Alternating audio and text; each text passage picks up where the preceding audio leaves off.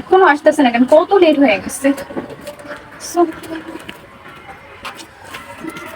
জান, sorry sorry জান, অনেক জ্যাম ছিল রাস্তা।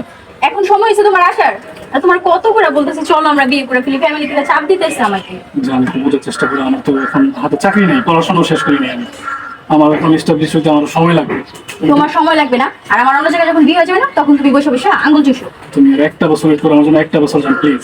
1 বছর পর তো আমি একটা বেবি নিয়ে আসবো, তখন কি করবা? জান এমন করো না জান, প্লিজ একটু বোঝার চেষ্টা করো, তোমার বাবা মাকে একটু বোঝাও। তুমি আর আমার টাচ করবা না। আমার বিয়ে দিয়ে দেবো যেখানে, আমি সেখানে বিয়ে বসে যাবো, শেষ। বুঝতে আর কারণ না। তুমি কেমন ভালোবাসো না? ভালোবাসতাম, কিন্তু যেখানে দেখতেছি তুমি আমার কোনো কেয়ার করতেছো না, আমি কি করবো এখন? ফ্যামিলি যা বলবে তাই তো শুনবো। তুমি কি আমার দিকটা বুঝবো না একটু? অনেক বুঝছি, তুমি লিমিট ক্রস করে ফেলছো, এখন আমার কিছু করার নেই। একটা বছর হইতো, একটা বছর, মাত্র একটা বছর। 1 বছর পর হয় 2 বাচ্চার মা হবো না 4 বাচ্চার মা হবো, তখন না তুমি ওগুলো রেখে এলো।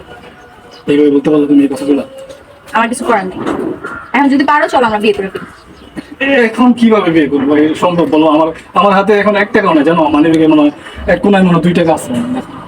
এই যে 2 টাকা, 2 টাকা বের করছি, আমি হাইটে আসছি এই বাসা থেকে। এই প্রতিনিয়ত বলতে তুমি আসছো আমরা প্রেম করতে, আর আমার সাথে বিয়ে করতে না? তোমার কি মাথা কি গ্যাস্ট্রিক আছে? কি বলো তুমি? আমি মাথায় গেস্টিক থাকবে কেন?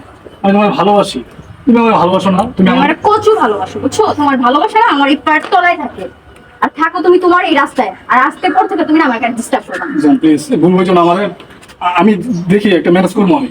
তুমি ম্যানেজ করতে থাকো, তারপর আমার নক। জান জান, এবার ফালা যাও না আমার। আজকে চাকরি নেই দেখা, স্টাবলিশ হইতে পারি না দেখা, গার্লফ্রেন্ডও চলে গেল সেখানে।